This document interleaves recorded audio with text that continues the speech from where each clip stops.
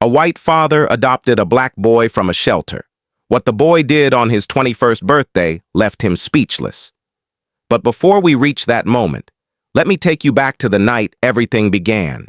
A night that changed the course of two lonely lives forever. And before we dive in, where are you watching from? Tell me in the comments. Michael Turner never planned on stopping at the city shelter after work that evening. He should have been home, heating leftovers and watching the weather report. But something tugged at him as he drove past the shelter's glowing sign.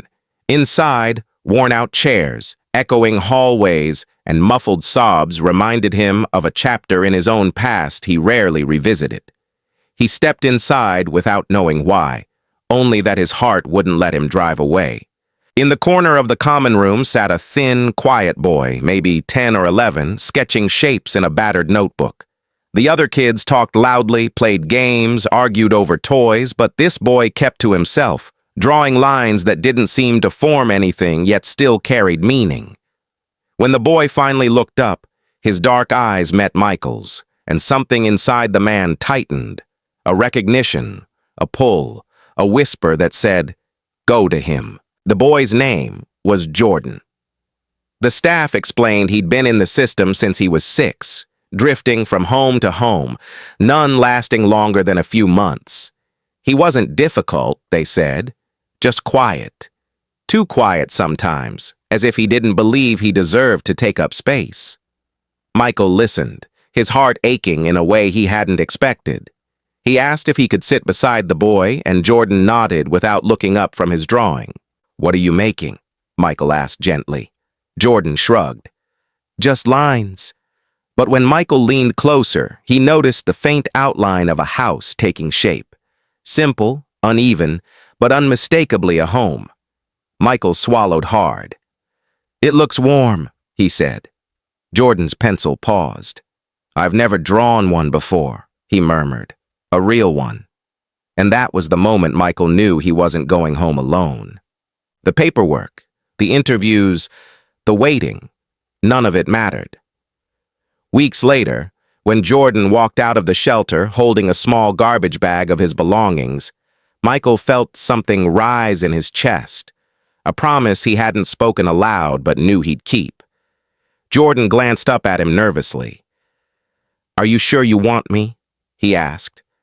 Michael knelt, steady and soft. "Yes, and not just today. I want you every day that comes after this." The early months were tender but fragile. Jordan had rules etched into him by years of instability. He never asked for seconds at dinner. He folded his clothes with military precision. He apologized for things that weren't his fault. And he always kept that notebook close, sketching late into the night as if afraid the world might disappear if he stopped.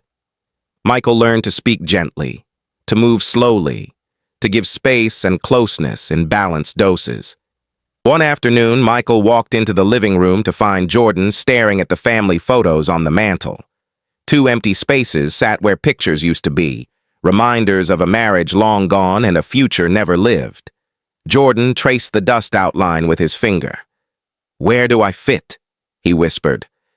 Michael felt the weight of the question settle in the room. He took a framed photo from the coffee table, a simple picture of the two of them at the park, Jordan mid-laugh, rare and bright. "Right here," Michael said, placing the frame in the empty spot. Slowly, Jordan began to open up. He joined the art club at school. He learned to trust that meals would always come and that voices didn't have to rise in anger. But the world outside wasn't always as kind. Some people stared when they walked together. Some whispered comments loud enough for Jordan to hear. Others questioned Michael directly. "Why him?" Michael always answered calmly. "Because he's my son." Jordan wanted to believe that. He clung to it on the hard days, especially when old fears resurfaced, fears of being replaced, unwanted, forgotten. Once, after a tough week at school, he asked Michael quietly, "If I mess up, will you send me back?" Michael's heart broke at the question. "There is no back," he said gently. "There's only forward, and we walk it together." The years passed, and their bond deepened. Jordan grew taller, stronger, more confident. discovering talents he didn't know he had. His artwork evolved from lines on a page to vivid emotional pieces that teachers praised and classmates admired. Michael attended every school exhibition, every performance, every milestone, cheering louder than anyone else. He wasn't perfect, and neither was Jordan, but together they built something steady, something real. But life has a way of testing even the strongest connections. When Jordan turned 16, he learned the truth about his biological parents. A distant relative reached out with details that reopened wounds Jordan thought had healed. He became withdrawn, skipping meals, locking himself in his room, drowning in questions he didn't know how to ask. Michael tried to help, but sometimes love isn't enough to quiet the storms inside. One night, Jordan finally spoke. "Why didn't they want me?" he asked, voice cracking. Michael sat beside him, choosing every word with care. "Sometimes people struggle in ways we can't understand, but their choices don't define your worth. You are wanted now, you are loved now, and you didn't do anything wrong." Jordan leaned into him, letting the tears fall, and Michael held him the way a father holds a son, not because of blood, but because of something even stronger. As Jordan approached adulthood, he faced new challenges: college applications, financial worries, fear of the unknown. But through it all, Michael stood beside him, guiding, encouraging, reminding him that he wasn't alone. Jordan worked part-time jobs, saved every dollar, and focused intensely on his art. His dream wasn't fame or wealth. He wanted something simpler, something deeper, a dream that he kept hidden until the day he turned 21. Because on that birthday, Jordan didn't ask for a party or gifts or a fancy dinner. Instead, he told Michael to dress nicely and get in the car. The drive was quiet, the kind of quiet filled with purpose rather than discomfort. Michael watched his now-grown son, noticing the calm determination in his eyes. When they arrived at their destination, Michael felt his breath catch. Michael stepped out of the car slowly, confused as he looked around. They were standing in front of an old brick building with large windows covered by white curtains. Soft light glowed from inside. A hand-painted sign hung above the door, and when Michael read it, he felt a tremor move through him. Turner House Community Art Center. He stared at the words, unable to understand what he was seeing. Turner, his name, but paired with something he'd never heard of. He turned to Jordan for answers, but the young man only smiled, a quiet smile carrying years of unspoken meaning. "Come inside, Dad," he said softly. When Michael walked through the doors, he froze. The walls were lined with artwork, dozens of pieces, colorful, emotional, powerful. Each one was signed by Jordan.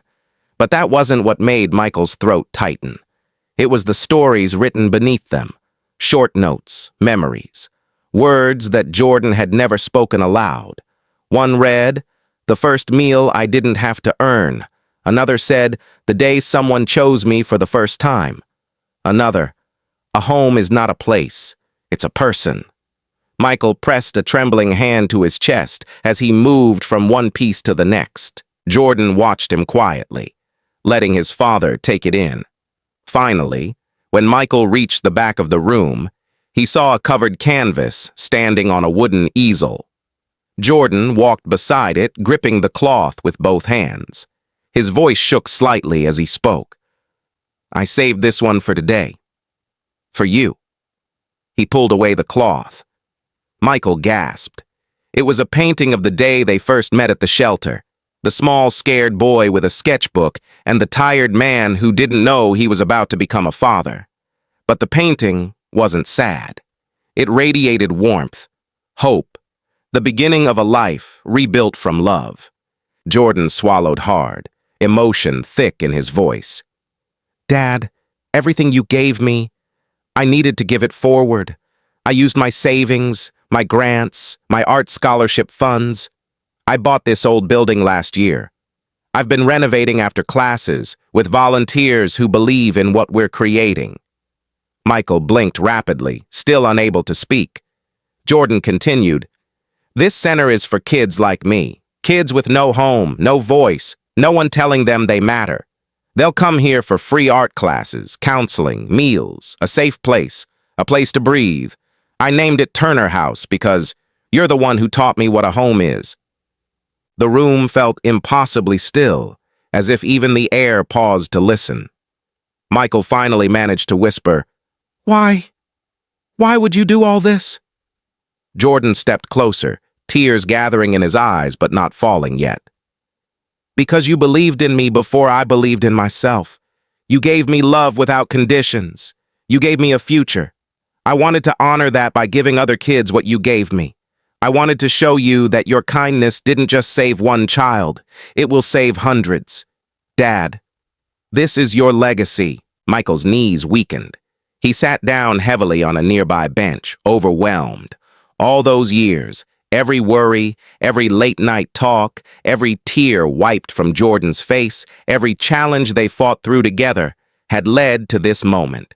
He had never expected gratitude, never expected recognition. He only wanted to give a lonely child a chance. Yet here stood the boy he once brought home with a garbage bag of clothes, now a grown man transforming lives with purpose and compassion. "I don't deserve this," Michael whispered, voice breaking. Jordan knelt in front of him. "You deserve more than I can ever give." For a long time they held each other, father and son, bound not by blood, but by a love they had chosen and nurtured.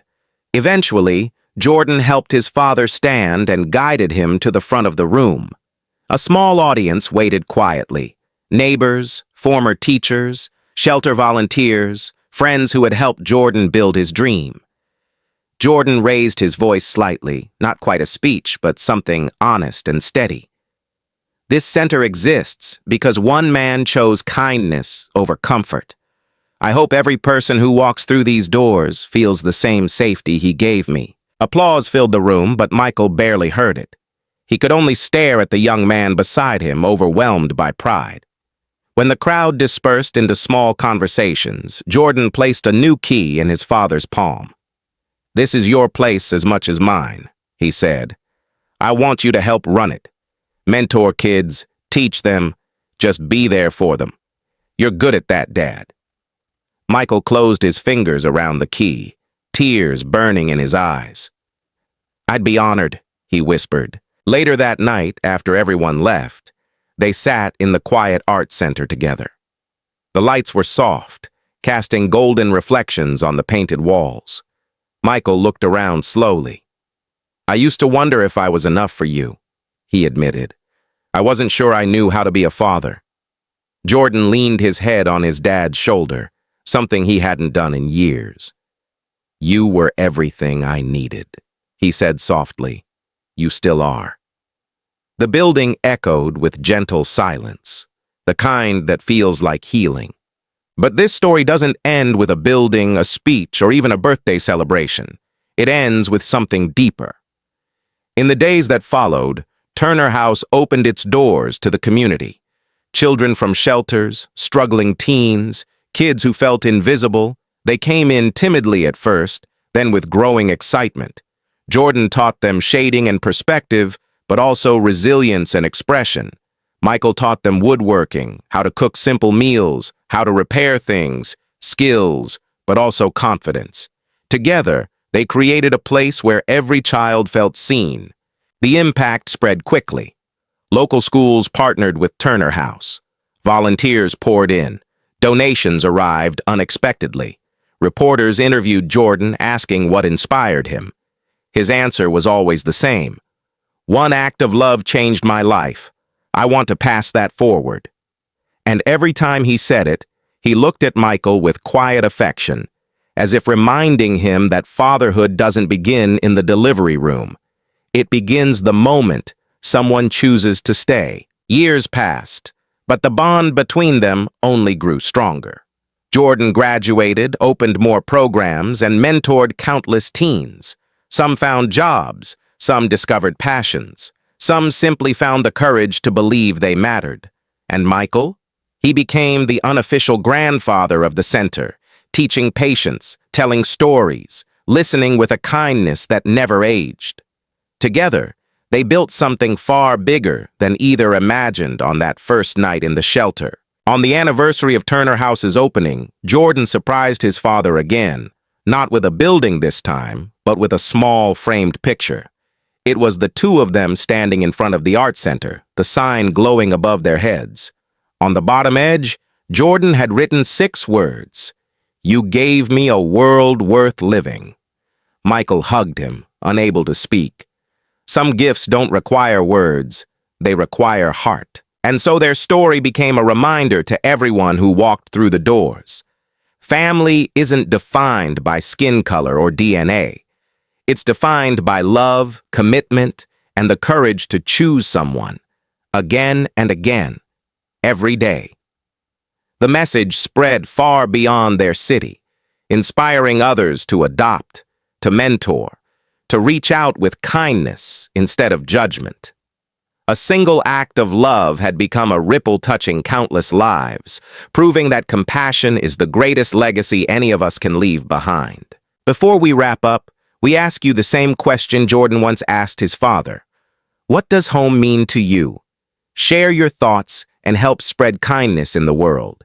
And if this story touched your heart, don't forget to like, subscribe, and join us here at Heartland Kindness, where stories like this remind us that love can change everything.